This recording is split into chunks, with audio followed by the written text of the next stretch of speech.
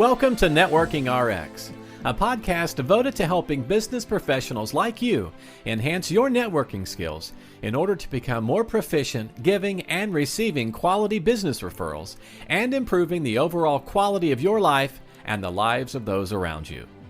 The Networking RX podcast is a production of AmSpirit Business Connections, an organization whose mission is to empower business success through networking.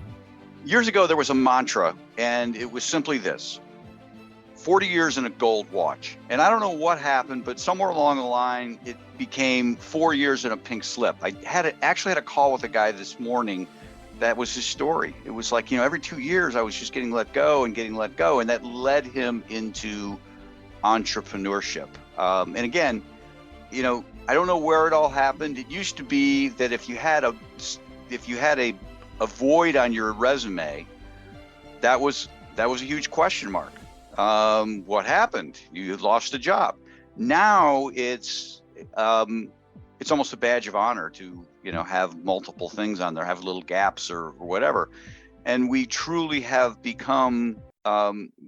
all become free agents. And I don't know that it's a bad thing, but it is, and it's something we need to kind of wrestle with. That leads me into my guest here today, Donnie Bovine. Donnie, he has a passion to help as many people as possible to achieve freedom through a successful business. He's a believer that the path to financial and personal freedom lies in entrepreneurship, and he's dedicated to helping people achieve that freedom. He's a highly successful entrepreneur, author, podcaster, CEO of 3 thriving companies: Success Champions, Badass Business Summit, Champions Table Mastermind, and he's a proven leader in his community. He has 5 best-selling books, and then another one. I was just on LinkedIn. He's 5 best-selling books, and then a podcast, Growth Mode. He's a recognized authority. His books are Effed to Focused, Endless Stream of Referrals, How to Be a Success Champion, Your High Vibe Business, Joy Stacking, and then I found Recipes for the Busy Badass. Oh yeah. So you actually that one never. Go ahead. That one never won made bestseller, so I never talked about it. That's okay. Well, welcome to the program. It's going to be a lot of fun. Frank, dude, I love hanging out with you, man. It's always a good time. We always end up geeking out on networking, it seems, but you're always fun to hang out with, brother. Well, thank you. Yeah, I mean, you and I, we're of a like mind, right? I mean, it's just, it breaks my heart when people, things don't happen to us, they happen for us. But it breaks my heart when somebody loses that dream. It's like, you know what? Geez, I just turned 50. I lost my job. Mm-hmm. Now I gotta, help me find. I don't know if it's. Go ahead. Speaks more to the. I don't know, man. I didn't know you could be an entrepreneur until I turned 40, right? Just, we grew up in that generation. Nobody talked about it. Yeah. So I don't know if it's so much they gave up the dream when they lose that job, is they finally found an opportunity to go figure out what the hell they actually want to do with their life. Yeah. I mean, I assume you were somewhat the same way. I never thought about owning a business. I never thought about doing this on my own. I mean, mom and dad, they worked, they retired, and that was kind of taught to us. I was the go to school generation, but I just knew I wasn't going to do school. I didn't do well in high school. There was no way in hell I was going to figure it out college. So I went the military route, but there was just nobody in the marketplace talking about go do something else. And people were saying chase your dreams, but they weren't telling you how to chase it. They're like, you can be anything you want to be. Okay, I want to be a fairy that rides a unicorn. They weren't telling you how to get there. And I think, and I'll speak from my truth, it wasn't until I started hearing guys like Gary Vee, Tim Ferriss, and these other guys, start talking about, hey, you can do this thing called being an entrepreneur. You can do your own thing. And that's finally became, at least for me, my answer to, God, what do I really want to be when I grow up? This is a real way to go figure out what that dream, what that goal is. And, building a business, as you know, is the hardest thing I've ever done in my damn life. It's also the most rewarding thing I've ever done in my damn life, because I still think there's no greater tool on the planet to meet the dude in the mirror than to build a business, because you're going to find out what you're made of really quick. But I think most people are evolving what our corporate structure is going to look like. I'm fascinated to see what it looks like in the next 10 years, because not just all of us corporate escapees that left and started our own companies. It's these young kids that are not even going into the corporate workforce. Yeah. It's going to be a cool thing. And I think corporations are going to have to learn to adapt, because not only do we have the executives leaving, we have their kids, the kids of them going, hey, grandpa, why don't I help you start a business here? Here's TikTok, Yeah. And it's a cool time. It's a cool moment where. Well, as you and I were talking before we hit record, I was just kind of reflecting on my own, I guess, reflections of business, of just work life. 150 years ago, we were all farmers. You lived in small towns, and there were some businesses out there, but most of us, we eked out a living.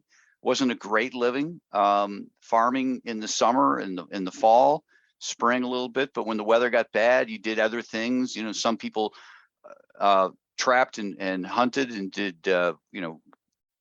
fur, got into the fur trade or whatever, fixed equipment, ran lumber mills, so on and so forth. And then all of a sudden we got lured out of that. Hey, come to the city. We got this, and this is kind of happening in China. Come work for this big company. It's great. You get 2 weeks off. You're a farmer, you don't get 2 weeks off, right? I mean, you don't get 2 hours off. And so we got lured into this, and this notion of security, and the reality is not security, because you have one client that you've sold all your time to for a fixed amount of money. It's so well said. I mean, I look at the generation that came before even my parents, and they were hardworking people, man. I mean, they were, hit the grindstone hard, and to see us almost going back to that lifestyle is cool and also scary, and here's what I mean. Running a farm, I have a full working farm. We got goats, chickens, geese, ducks, right? It's a lot of damn work. Like as you said, there's no day off. Right. I mean, as we record this, yesterday was Sunday, and I was a little bit under the weather, so I didn't wake up the farm like I used to wake up the farm. And so I got out there late. By the time I got out there, the heat of the day had already came in, and one of my roosters died of heat stroke because I didn't let them out. Right. So, these chickens can't take care of themselves. My goats can't take care of themselves. Right. So I don't get a day off on the farm, by choice. Right. But it's a lot of hard work. And your analogy of we were once farmers doing all these manual labor type jobs, we get lured into this corporate city. Well, now a lot of us have left that job to go back to be farmers, when you can just call that entrepreneur. The correlation still remains. It's freaking hard to be an entrepreneur, just as hard as it was to be a farmer. And, I think we're going to see a cycle again eventually of people like, dude, this ain't for me. This is way too much. This is too hard. I'm hoping that cycle is way past my time on this planet. Yeah. but it's not the manual labor that's going to kick everybody's ass this go around. It's that mental lift that it takes to be a business owner that's going to be the interesting play. Yeah. Well, and I do see that. I'm fond of saying that I have never seen a business fail from the standpoint, hey, we're out of money. It's always somebody who is like, you know what? It's too much work. I'm just going to get a job. I'll drive for Amazon. I'll work at Amazon. I'll do whatever. But, at least I know I'm getting a paycheck, the ups and downs. Hell, it's like FedEx right now is like, I don't know, almost $30 an hour. Yeah. And you can work a graveyard shift, and after a certain amount of time, it's full benefits. I mean, why in the hell would anybody wake up each day, get punched in the face by prospects, clients, put yourself through all this when it's so much simpler to go work for somebody else? And the answer for really comes down to that drive for me for freedom, right? Yeah. That freedom's earned. Just because Yeah. we live in America doesn't mean, we're necessarily free, because you're still beholden to somebody. But Yeah. money does buy you a sense of freedom in some aspects. Yeah. And No, true. You and I have a different path. I went to college, did much better in college than I did in high school. And that led me to law school. I have a law degree and an MBA, and I started my career in a big firm. And then I left because I wanted to be entrepreneurial, went into private practice. But there was a point where one of my colleagues reached out to me and said, "Hey, there's this firm and they need somebody with your skills to come in and work. It's mid six figures, blah, blah, blah, blah, blah." And, I'm thinking about it because I'm in business and it's not easy. Anybody who tells you it's easy is a liar, Yes. or a fool, or doesn't have big aspirations. And I'm really thinking about it. And I said no. And like, why? Why would you say no? It says because that I've sold my hope then, my hope Yep. of building a business. I've given up on it for somebody else's dream. And money's not that important. I mean, it is. I need it to live, but it's not as important as Man, we have that. such similar stories. So as I was building my company, I was about 6 months in when I almost lost the farm, almost lost everything. I just had no clue how to be a business owner. And I, went through all my 401k. My wife's Jeep got repossessed. She had to cash in her 401k to get her Jeep back and save the farm. And, during that process, one of my former clients reached out to me and offered me almost a 7-figure base salary to come in and take over their vice president of sales role. So here I was down on my luck, no great money coming in, not a lot of prospects out there for the business I was trying to build. And now we have no lifelines left. We were cashed in 401ks. That was the only thing we had left. And now here's this company dangling this vice president of sales job. And I remember talking to my wife. I'm like, "Babe, what do I do here?" And she said, "Well, you got 2 thoughts. One, we need the money." I said, "Yep." She goes, 2, are you going to be able to live with yourself if you go back and work in corporate Yeah. America? And, she goes, "Do you want to do all that hardcore travel again? Because it would be a heavy travel job." And she's like, "Do you want that lifestyle, or do you want to see what you're made of?" And I went, "Oh." She always Yeah. hits me with the good stuff, right? Yeah. And that was it. I really think people who find success are those of us who are too dumb to throw in the towel. Yeah. You're presented an Yeah. opportunity Yeah. to do something crazy, and we say no. We're going to keep chasing this crazy wild ass dream to see what happens. Yeah. So businesses don't fail. People quit. But the reason they struggle is it's not because they can't get paper for the copier. It's sales, right? It's, Yep. It's sales. And they feel they have a sales problem. Thank you for that T-ball, or I should say that volleyball lob. Yeah, well, Nobody's got a sales problem. Pure, plain and simple, nobody's got a sales problem. Here's what I mean. Most people, if they sit across from somebody who's looking for those services, they'll have a good conversation. And 90% of times, that conversation turns into a new client, right? Everybody can handle that sales call conversation, especially if somebody's looking for their stuff. What people suck at is getting to that conversation. They don't know how to get to that conversation. And that's where all the real work happens. So they don't have a sales problem. They have a business development problem, right? Sales is actually easy. Sales is that final yes, no conversation, right? Do you want this? This is what I got. Yeah, cool. Let's go. Right. Everything else is business development. So not only does that mean you got to figure out your marketing side of things, your advertising side of things, your branding side of things, you got to figure out your business development activities of, okay, cool. How am I doing cold reach outs? How am I doing social content? How am I doing what we call, hand raising techniques, is where you put out original thought and people raise their hand. How am I networking? Right. All these things. And people always, it's like water. They're always going to go for what they think is the easiest thing to build a business. And for us, they think that networking is going to be that sole thing that builds their damn business. And I'm just here to tell you guys, if you only network, you're going to lose. But but it's not a sales problem.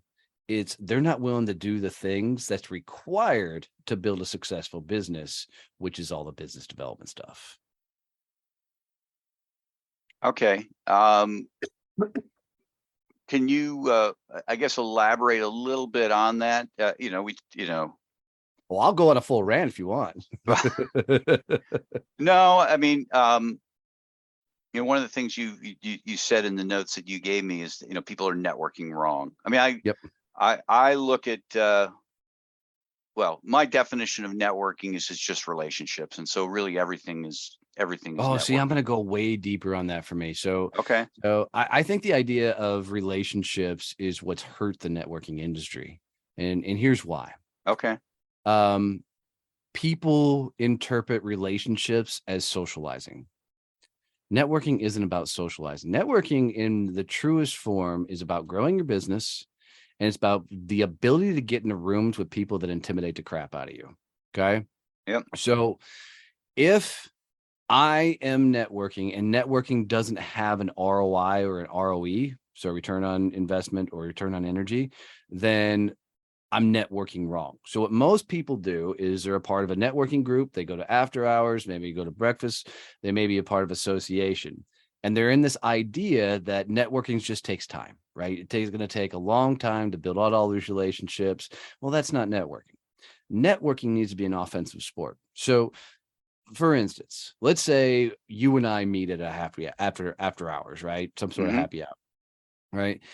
I'm going to go in there, and the whole point that I'm going to that happy hour is I'm going to set 2 appointments. Now, that doesn't say 2 sales calls, but I'm going to set 2 appointments with people that are either potential clients, which could be a thing, but more likely are people that I need to get deep into their Rolodex. Okay. Mm-hmm. So I'm going to go to the happy hour. I'm going to freaking get my 2 appointments set, and then I'm going to get out. Because I know if I stay there, I'm going to end up drinking too much. Then I need to drive home. Right. And now you're in all kinds of trouble. Right. So you have to be mission driven on this. So same thing. If you're a part of a group and each week you're not opening doors for people and making introductions and the like, and each week, like, I don't care about referrals. Right. Referrals come from your clients, not your network. Introductions come from your network. Right. So the difference being for me is referrals have a sales talk call attached to it. So it's like Bob meets Sally. Sally, Bob's looking for your service, told him all about you. He's excited to meet you, right? There's an expected sales conversation happen. Introduction is 2 good people should meet. So I go to happy hour. I've set a meeting with you. That's secondary. That first meeting we should last all of 15 minutes. Because I've got nothing that I'm trying to sell you until you prove that you're somebody I should sell to, right? So what I'm going to do in that 15 minutes is we're going to sit across from each other. And I'm going to go, Frank, tell me a couple of things. One, what industry? I usually set it up like this. I'm like, Frank, I'm sure you got a brilliant company. I bet you got a great logo. I'm sure if I went on LinkedIn, I'd read some really cool things about you. But here's what I'm most fascinated with. Can you tell me what industry sends you the most referrals? What industry do you send the most referrals to? And what industries do you wish actually sent you referrals?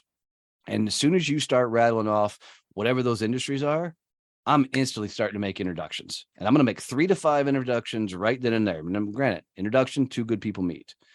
Right. And then I'm going to flip the script. And I said, Frank, here's what I need. I'm looking for podcasts. I'm looking for stages. And I'm looking for business coaches and consultants. Right. Do you have any relationship with those people? We're going to go bam, bam, bam, make those introductions and get out of the call. Because here's what happens if you don't get out of that call. Somebody ends up either trying to sell the other person, right? Or you drone on about all this crap. If you're going to network, go network with a purpose. Get in, get out, right? And watch how many cool conversations and things you get into. So I went on a quick tangent on that. Well, my only question is okay, where am I supposed to disagree with this? Because you kind of set it up like, all right, we're gonna debate here, Frank, and there's really nothing there that I can take issue with. I mean, that's absolutely it. There's got to be a purpose. Now, I tell people you can network anywhere. So I might go to a tailgate party, for example. 100% agree with that. And it's social, but I got cards in my pocket, right? I'm ready to play that role, or I'm at a game or whatever. But if I'm out networking, yeah, it's to meet people. It's not to make sales. It's to make connections and see where it goes. What I would challenge that people shouldn't even carry business cards. This isn't the 1950s where you had a box of business cards laying around. So we all have these wonderful devices called cell phones. So guys, do this next time you're at a baseball game, which it's so funny to ask a room full of people. How many of you know what the other parents on your little league team, kids' little league team actually do for a living? And the number of people that have no clue because, oh, I'm away from work. We don't talk about work. Well, that's how I know you work for somebody else. If you run your business, you talk about your business everywhere. Yeah. Right. So, but in this day and age, if you're getting to talk to somebody and you get to the point, they're like, we should talk further. I'd like to learn a little bit more. Go do this. Well, why don't you pull out your cell phone, pull open your calendar. Let's set a time, right? Set a date and time right then. Go, okay, can I get your email and your cell phone so I can send you that invite right now, right? Set it. You don't need a business card. You need that cell phone, which is the most tangible thing you need from them. Because I promise you, you can email, call, the likes. Most time people aren't going to reply to those mediums, but you send a text and you're going to get a response back because it's just so easy to go back. So this is just the idea of playing offense when it comes to getting out there. And, in that same vein of networking anywhere, you got to get into rooms that intimidate the crap out of you, where you feel like you're the smallest fish in the room, because that's how you really level up your business. I remember I went to a room where I was around these 7, 8, 9, 10 figure earners, man. Did I feel like a small fry hanging out with these guys? Yeah. And with a few months of hanging out with them, I was doing business with some of them because they realized I had a sales skill set that their people needed, their teams needed, and so once you find yourself in those rooms, you're going to start leveling up. But people want to socialize. They don't actually want to do the things that are going to grow their business. So they'll go to all the after hours, they'll go to all the, chamber events and everything and not do anything with them. So here's a hardcore rule that I think everybody should listen to is CEOs go to breakfast, middle management go to lunch, and salespeople go to after hours. Right. And if you get that thought process, then most of your real networking needs to happen before lunch, because CEOs, we're busy. We got a lot of things on our plate. And so we're most times going to be doing the things to grow our businesses early in the mornings. So. Yep. No, I agree. I like that. Be offensive. You definitely, I had this conversation with my franchisees this morning that people get mired down in busy work. The whole, hey, you can go here and you can get these lists. It's like, you know what? I'm not saying those lists are bad, but don't give someone the assignment to get a list because they're going to go get that list. And 3 weeks later, you're going to say, hey, how's it going? And they're going to say, well, we haven't had time, but we do have the list, right? Because that's all they've done is gotten the list. They've gotten ready to get ready and that's it. And so let's shift. Go ahead.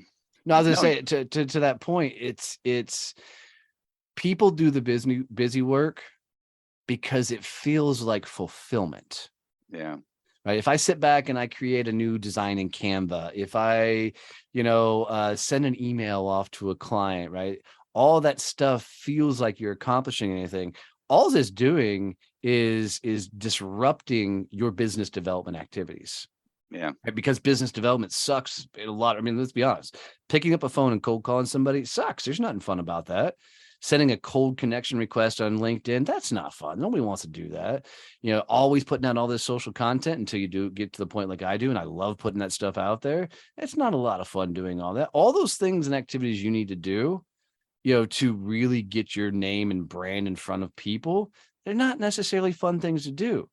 So it's easy when they're not fun and you don't enjoy them to do the other crap that's not going to be growing your business, but makes you feel like you're fulfilled before the day's out. At some point you have to look at things, and I have a list here of things I need to just empower my assistant to help me with. It's fun, it's fulfilling, I can handle it, but I need that extra hour or two a day to be having conversations with people, doing things, productive things. 100%. Dude, I am a Canva addict. Like, I love Canva. It is a stupid, easy program where I can design my butt off, and I freaking love being there. Do I have any reason or that I should be in there? Hell no. I've got people on the team. That's all they do. So there's times I'll find myself opening up Canva, starting to design something, going, all right, dude, Yeah. give that to so-and-so, let them take it on, get this off your plate. What the hell are you doing? Yeah, No, I totally get it. Totally get it.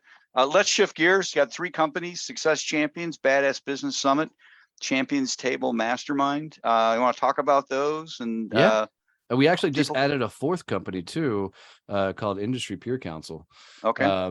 IPC. So Success Champions, those are peer groups. So very similar to what you guys are doing, Frank. We're focused less on networking and more on business growth. Mhm. In those, all virtual. We run a bunch of different meeting types. The Champions Table, that is our business growth mastermind. So that is the people that are really, been 2-3 years in the business, know what their business is, are now trying to figure out, how do they actually level up. To be honest, most of us that are corporate escapees, we'll bang our head against the wall for quite a while before we finally throw our hands up in the air and go, okay, there's got to be a better way. That's where Champions Table comes together. So we'll put small 10-person groups together, focus on teaching them how to build out the process and systems of their company.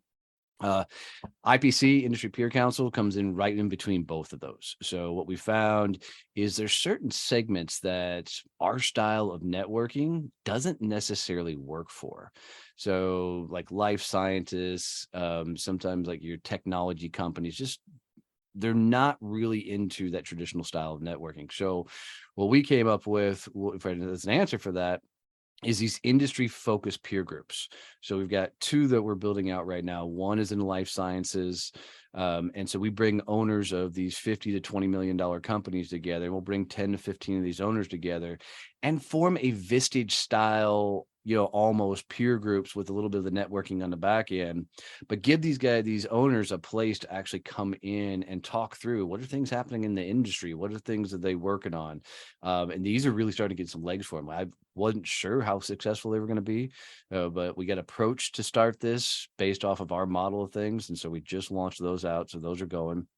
The Badass Business Summit, that came about as something we call our people champions, is all of our stuff's virtual. So they wanted a reason to get together in person because, as you know, there's something to be said about a handshake and a hug.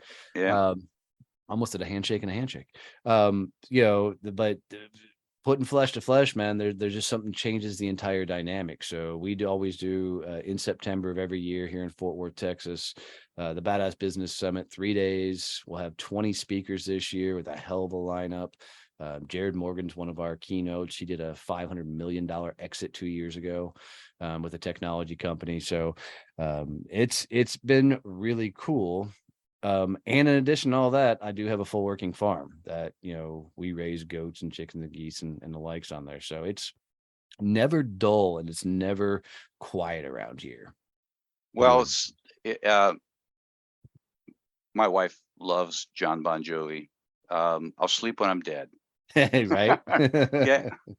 I'll sleep when I'm dead. One of my other things I love about John Bon Jovi is that he said you should have every concert be your last concert. Right? You got to put on a show of a lifetime. I've always loved that thought process of every time you're on stage, leave it all out there. Yep. Yeah. Show up. Totally get it. Best way to get a hold of you? So a couple of ways that we always send to DonnieBovine.com is the quickest and fastest one. So DONNIE, B as in boy, OI, V as in Victor, IN.com. We'll get you all the stuff. And then it's Donnie Bovine on all the social media outlets. So, and do me a quick favor, guys. If you hung out with Frank and I this long and you got any tips, tricks, any value out of this, do us both a favor and take a screenshot wherever you're listening to this at or watching this. Post that on social media, tag Frank and I in it, and I promise we will both jump in and respond to that messaging if you tag and put us out there. But the greatest thing you can do for Frank is literally share this episode or one of his other episodes with somebody else that needs to hear this level of conversations. Having my own show, I can tell you the toughest thing in the world to do is to build an audience. So literally by you sharing this out with one person means the world to him. It's like the best way to give him a virtual hug is to share this episode with somebody else. It'll mean the world to him. That's awesome. I really appreciate your time today. Absolutely. Thanks for having me on, brother. Thanks for joining us on the Networking RX podcast. Please put what you've learned into action today and let us know if you have questions, comments, or ideas for future topics. You can email them to us at podcast@amspirit.com.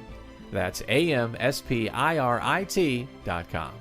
Finally, so you never miss an episode, be sure to subscribe to the Networking RX podcast through iTunes, Overcast, or however you receive your podcasts. Now get out and network with someone. The Networking RX podcast is the copyright production of AmSpirit Business Connection. All rights reserved.